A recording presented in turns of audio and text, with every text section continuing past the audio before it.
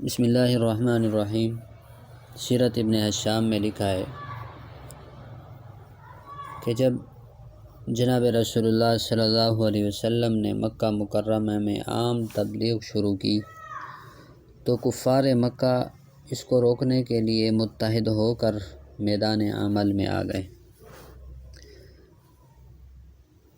جب ان کے تمام حربے ناکام ہو گئے تو یہ دل شکستہ ہو کر رسول اللہ صلی اللہ علیہ وسلم کے چچا ابو طالب کے پاس آئے اور درخواست کی کہ اے ابو طالب، آپ کے بھتیجے نے ہمارے خلاف الزامات کی مہم چلا رکھی ہے۔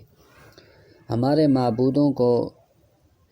معبودوں کی مذمت کرنا، ہمارے دین میں طرح طرح کے عیب نکالنا، ہمارے عقل مندوں کو بے وقوف بنانا اور ہمارے بزرگوں کو گمراہ کہنا تمہارے بھتیجے محمد صلی اللہ علیہ وسلم کا روزانہ کا معمول بن چکا ہے۔ اس کی ایسی تقریریں سن سن کر ہمارے کلیجے شک ہو چکے ہیں، ہمارے کلیجے پھٹ چکے ہیں۔ اب ہم تمہارے پاس آئے ہیں کہ اس کو سمجھاؤ کہ ہمارے بزرگوں کی مخالفت سے باز آ جائیں یا پھر ہمیں ان کے معاملے میں آزاد کر دو۔ ابو طالب نے قوم کی باتیں پورے تحمل سے سن کر حسن تدبیر سے ان کو رخصت کر دیا۔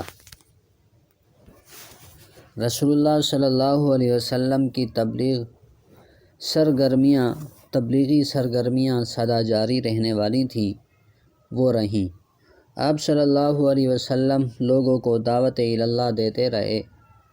قریش نے جب دعوت اسلام کو پہلے سے بھی زیادہ پھیلتے دیکھا تو یہ دوسری مرتبہ ابو طالب کے پاس حاضر ہوئے اور عرض کی، صاحب، ہماری پہلی دفعہ آنے سے کوئی فائدہ نہیں ہوا۔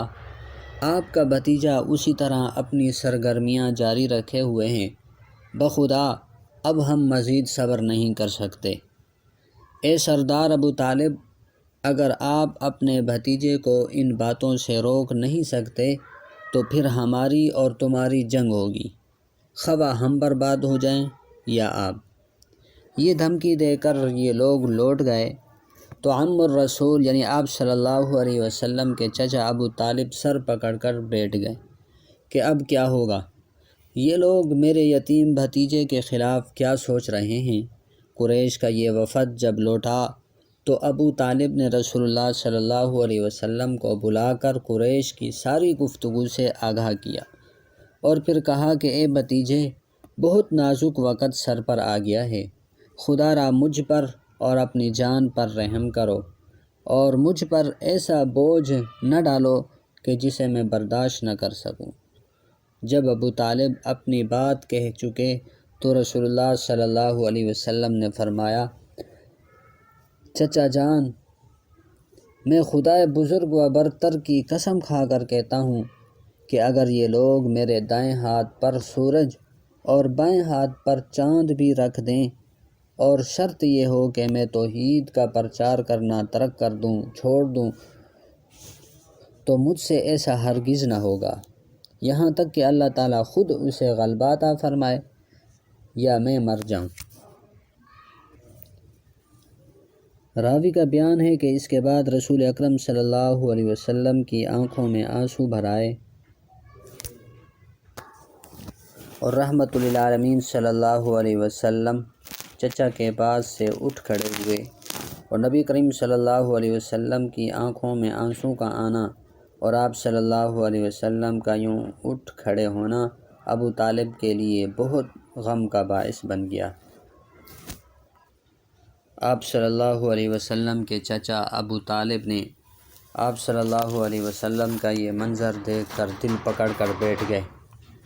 حضور صلی اللہ علیہ وسلم کے آنسوں نے ابو طالب کے دل پر ایسی ضرب لگائی کہ یہ برداشت نہ کر سکے۔ ابو طالب نے فوراً آواز دی، بیٹا ادھر آؤ۔ ہادی برحق صلی اللہ علیہ وسلم آئے تو ابو طالب نے کہا، اے نور نظر، تمہیں جو کرنا ہے کرو، جب تک میرے جسم میں جان ہے تم پر آنچ نہیں آنے دوں گا۔ یہی وجہ ہے کہ رسول اللہ صلی اللہ علیہ وسلم کے چچا ابو طالب زندگی بھر آپ صلی اللہ علیہ وسلم کے لیے مصائب و آلام برداشت کرتے رہے، مگر افسوس کہ نبی کریم صلی اللہ علیہ وسلم کی ہزار کوششوں کے باوجود ایمان نہ لا سکے۔ بخاری اور مسلم کی روایت ہے کہ نبی اکرم صلی اللہ علیہ وسلم ابو طالب کی وفات کے وقت آپ کے پاس تشریف لائے اور فرمایا کہ اے چچا جان لا الہ الا اللہ پڑھ لیجئے۔ نبی کریم صلی اللہ علیہ وسلم ابو طالب کے آخری سانس تک بڑی ہی آس اور امید کے ساتھ مشفق چچا کو مسلمان ہونے کی تلقین کرتے رہے، مگر اس وقت ابو جہل اور امیہ وغیرہ ان کے پاس بیٹھے ہوئے تھے۔ یہ برابر بہکاتے رہے، یہاں تک کہ جب آپ پر آخری وقت تھا، نبی اکرم صلی اللہ علیہ وسلم نے فرمایا، چچا جان، اس وقت بھی اگر آپ لا الہ الا اللہ پڑھ لیں تو مجھے اللہ تعالیٰ کی بارگاہ میں آپ کے لیے شفاعت کا موقع مل جائے گا۔ مگر ابو طالب نے کہا کہ میں عبد المطلب کے طریقے یعنی اپنے باپ عبد المطلب کے طریقے پر دنیا کو چھوڑتا ہوں۔ چچا کے بے دین فوت ہونے پر رسول اللہ صلی اللہ علیہ وسلم کو سخت صدمہ ہوا۔ شدت غم سے رحمت للعالمین صلی اللہ علیہ وسلم کی آنکھوں سے آنسو جاری ہو گئے اور زبان اقدس سے ارشاد فرمایا، چچا کے لیے اللہ تعالیٰ سے اس وقت تک مغفرت مانگتا رہوں گا جب تک اللہ تعالیٰ مجھ کو اس سے منع نہ کر دیں۔ طبقات ابن سعد میں حضرت علی کرم اللہ وجہہ کی روایت ہے کہ میں نے رسول اللہ صلی اللہ علیہ وسلم کو ابو طالب کی وفات کی خبر دی تو نبی اکرم صلی اللہ علیہ وسلم زار و قطار رونے لگے اور فرمایا، اے علی، جا کر ابو طالب کو غسل دے کر کفن پہناؤ اور دفن کر دو، اللہ تعالیٰ اس کی مغفرت فرمائے اور اس پر رحم کرے۔ حضرت علی رضی اللہ تعالیٰ عنہ فرماتے ہیں، میں نے نبی کریم صلی اللہ علیہ وسلم کا اس ارشاد کی تعمیل کی، پھر سرور عالم صلی اللہ علیہ وسلم کئی دن تک گھر سے باہر نہ نکلے۔ چچا کے لیے مغفرت کی دعا کرتے رہے یہاں تک کہ حضرت جبرائیل علیہ السلام کا یہ حکم اللہ تعالیٰ کا یہ حکم لے کر نازل ہوئے، ما کان لنبی والذین آمنوا ان یستغفروا للمشرکین ولو کانوا اولی قربی من بعد ما تبین لهم انہم اصحاب الجحیم۔